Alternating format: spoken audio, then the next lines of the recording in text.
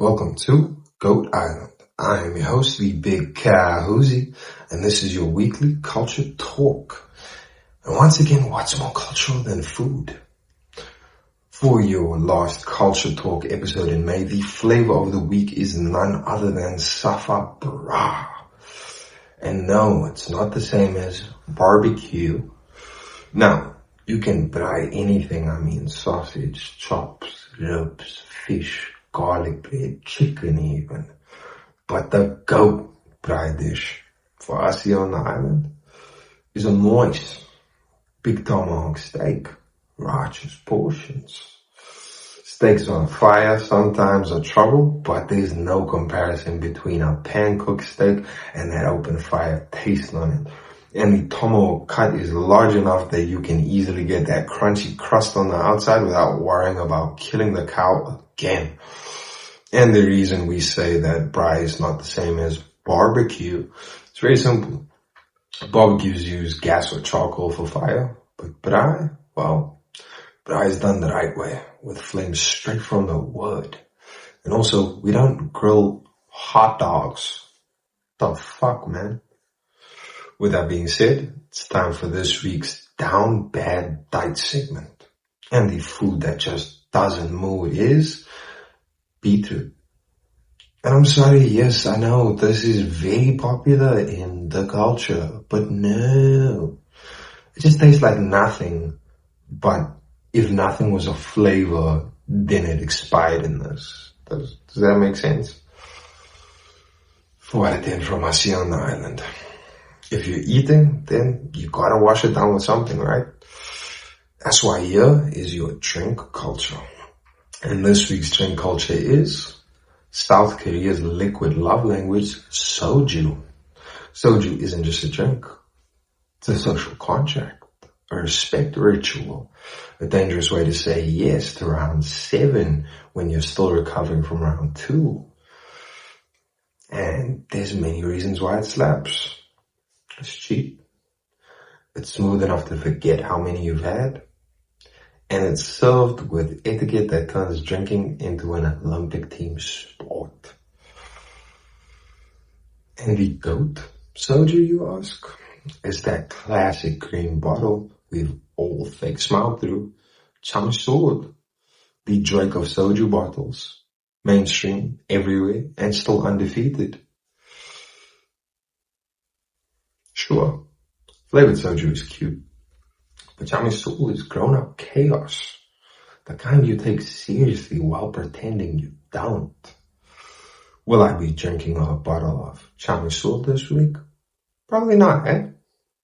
Maybe in the colder months that follow, but as for this week, no soju being shipped to the island. That brings us to this week's Do Not Drink It. And it's tonic water. And no, it's not the same as sparkling water, which we love. Tonic water is just dry, bitter, and heavy for no reason. Yeah, it's got bubbles, but that's about all it's got.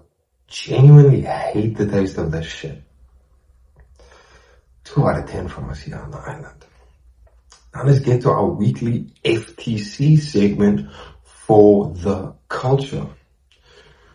We've been talking about tattoo cultures across the globe, and last week we brought you the first European tattoo culture of the show.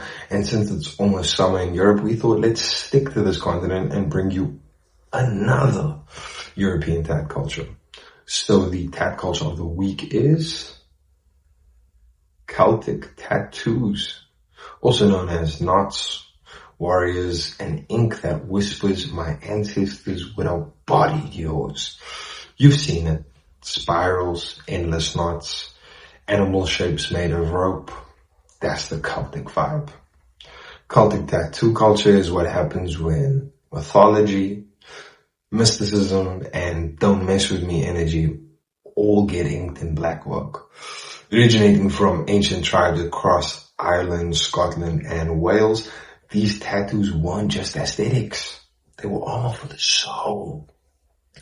Warriors went into battle inked with protective symbols, not sleeves from Pinterest. Each knot, no beginning, no end, symbolizing eternity and interconnectedness. As for this ink style, we're giving it a 9 out of 10 from us here on the island. Why the high score? There's deep lore. Every tattoo is a riddle wrapped in mythology. The style is timeless, looks just as hard in 2025 as it did in 500 BC.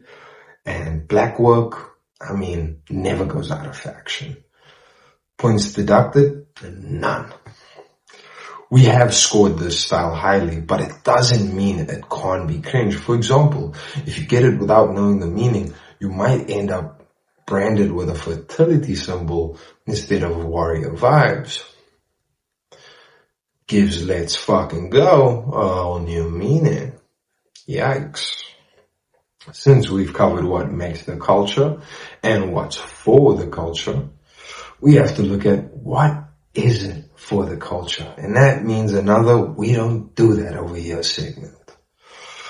This week's fashion no-no is the sock shoes in 2025. Let's talk about paying thousands to look like your grandma's slipper hit the gym. It's the shoe that said, I want to flex, but also flee the scene quickly. And these were cool for about 6 months back in 2018, but now they look like compression socks with an ego. And don't forget the dude who rocks them with skinny jeans and no socks, giving washed SoundCloud rapper energy. This is a 3.5 out of 10 from us here on the island. Once iconic, now ironic. Comfy, but so is depression. Overpriced. And you could get the same silhouette from a hospital visit. If they still have laces on them, I can understand. At least it's then fastened to your foot. But just material slipping on? Fuck off, mates. We don't do that over here. This week's brand disloyalty issue is using Safari on an Android. Yes, it's a thing. Yes, it's chaos. You downloaded Safari on purpose on an Android. That's like asking for gluten at a vegan restaurant. Use Chrome like the rest of the peasants. It technically works, but why would you go against your own ecosystem? You're not quirky. You're laggy. You're not Steve Jobs. You're just confused with commitment issues. This gets a 1.5 out of 10 from us here on the island because we stan Apple so much. We'll be singing, will the real smartphones please stand up? Please stand up. Please stand up. This week's drinking habit we don't claim is saying I don't get hangovers every round. So your liver just texted us a cry for help. We get it. You're built different. But announcing your superpowers after every tequila shot, it's giving brag now, cry later. Maybe you're a tank, but no one likes to try hard and you're the first one snorting in the Uber. Enjoy your drink, but don't make it your personality because we don't do that over here. And this week's party sin is hogging the Bluetooth because who still uses aux cables in 2025 and then playing slow jams. Who hurt you? And why do we all have to feel it? It's a party, not a breakup montage. You kill the mood with back-to-back Weekend and Georgia Smith breakup songs. And now half the room's texting their ex. We love good music, but wrong time, wrong place. This isn't a healing circle. If it's after 10 p.m. and the room's lit, play bangers, not ballads. We don't do that over here. That's a wrap for this week's For the Culture Drop. And why haven't you, like and subscribe? And if you have any thoughts, drop a comment.